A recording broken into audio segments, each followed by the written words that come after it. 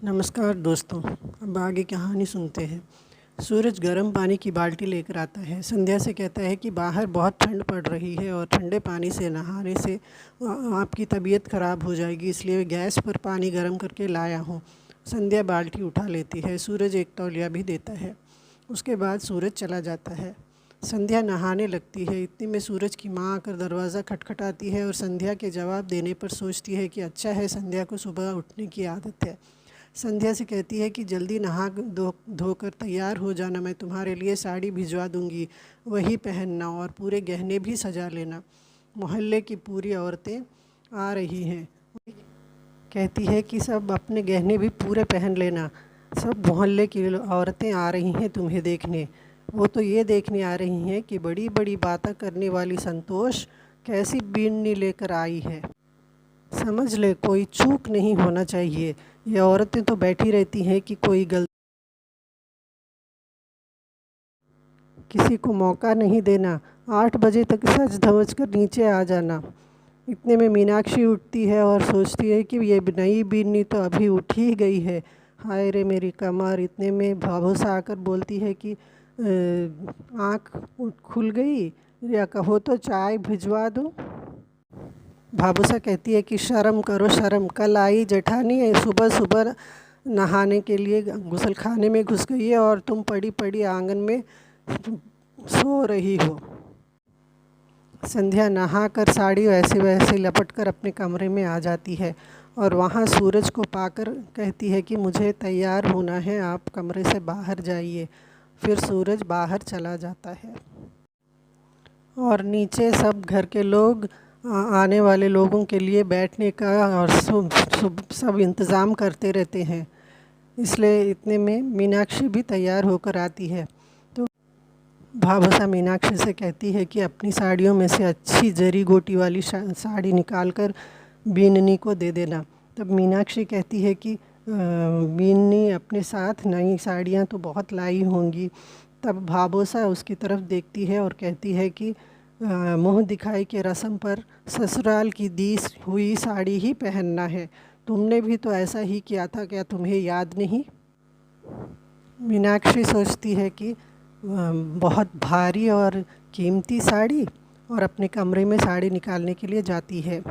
इतने में भाभूसा छवि को देखकर कहती है कि अपने तैयार होने में इतना समय निकाल रही है, जाकर रसोई में देखे कि खाने पीने का इंतज़ाम पूरा हो गया है या नहीं। मीनाक्षी अपने कमरे में जाकर साड़ियाँ बाहर निकालती हैं और इतनी कीमती साड़ी देखकर बोलती है कि इतनी कीमती साड़ी क्यों लाए थे? विक्रम कहता है दे दो ना कोई साड़ी। तब मीनाक्षी अपने अलमारी से पुरानी साड़ियाँ जो सेल नहीं हुई थी उसमें से एक साड़ी लाकर उस पर नए दाम का स्लिप चिपका कर दे देती है। इतने में भाभूसा आती है तो मीनाक्षी वह साड़ी भाभूसा को दिखाती है और कहती है कि अच्छी साड़ी ली है मैंने आज, कैसा है? तो भाभूसा कहती है अच्छा है, जाके बीननी को दे दो। मीनाक्षी जाकर संध्या को साड़ी दे देती है और फिर कहती है कि हमारी दुकान की सबसे कीमती साड़ी है, कैसी लगी? अच्छी है ना?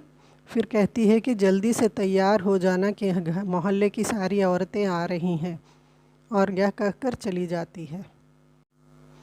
नीचे मोहल्ले की औरतें सब एक एक करके आती रहती हैं और मीनाक्षी नीचे चली जाती है और सोचती है कि आज हमारे भाभोसा की इज्जत जेठानी जी पर टिकी है। और उधर संध्या अपने कमरे में साड़ी पहनने की कोशिश करती रहती है। इतने में चतुरी आकर दरवाज़ा खटखटाती है और कहती है कि भाभोसा ने तैयार होने के लिए कहा है, जल्दी तैयार हो जाइए, सारी औरतें आ गई हैं, जल्दी तैयार हो जाइए ताकि भाभोसा को ऊपर आने की नौबत नहीं आए। तो संध्या कहती है बस 5 मिनट। तो चतुरी कहती है कि जल्दी से 5 मिनट नहीं तो 10 मिनट लेकर तैयार हो जाइए, लेकिन भाभोसा का ऊपर आने का मौका मत दीजिए। इतने में संध्या घबरा जाती है और अपने भाभी को फ़ोन लगाती है और उनके पूछने पर कहती है कि कुछ भी ठीक नहीं चल रहा है, और घबरा जाती है और कहती है कि मुझे साड़ी पहनना नहीं आता, मुझे क्या करना है समझ में नहीं आ रहा। उधर अंकिता साड़ी पहनने का तरीका बताती रहती है और यहाँ संध्या साड़ी पहनने की कोशिश करती रहती है। संध्या अपनी भाभी से मदद करने के लिए मांगती है, कहती है कि सब औरतें नीचे आ गई हैं और मुझे समझ में नहीं आ रहा कि क्या कहूँ। तब अंकिता कहती है, जैसा मैं कहूँ तुम वैसा करती रहना। नीचे मोहल्ले की औरतें सब आ जाती हैं और मीनाक्षी उनकी खातिरदारी करती रहती है और भावोसा देखती रहती है कि अभी तक संध्या नीचे नहीं आई। अब मीनाक्षी भाभोसा के पास आती है और कहती है कि आपको नहीं लगता जेठानी जी साड़ी बदल कर नीचे आने में बहुत देर लगा रही हैं? अगर आप कहो तो मैं देख कर आती हूँ, मोहल्ले की सारी औरतें मजाक करेंगी।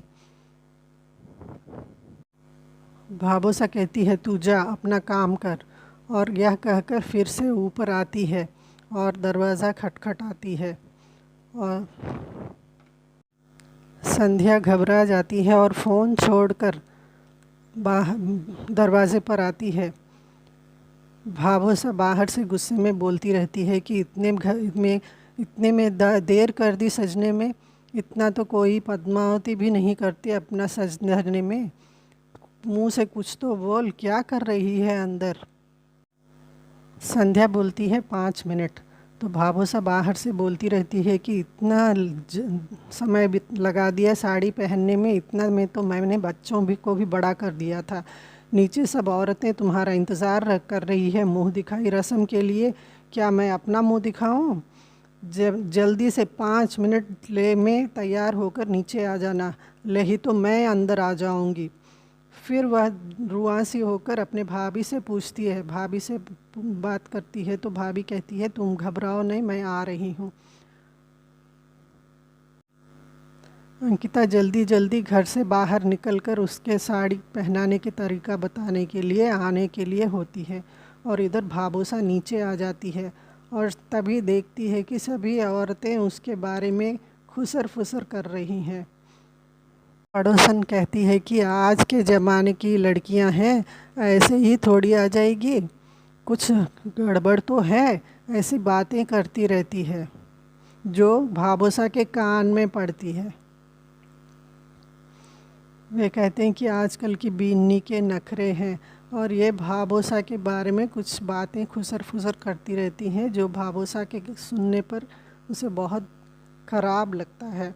इतने में मीनाक्षी फिर से भाभोसा के पास आकर कहती है कि आपका जेठानी ने बहुत देर लगा दी, कहो तो मैं जाकर देख आऊँ। सब औरतें ऐसा वैसा बता रही हैं, सच ही तो कह रही हैं कि इतना वक्त लेकर जेठानी तैयार होने में, आप कहो तो मैं फिर से देख आऊँ। यह कहकर बोलती है तो भाभोसा कहती है, तू रहने दे, मैं ही जाऊँगी। और फिर से ऊपर जाती है। अब अगले एपिसोड में देखते हैं आगे क्या होता है।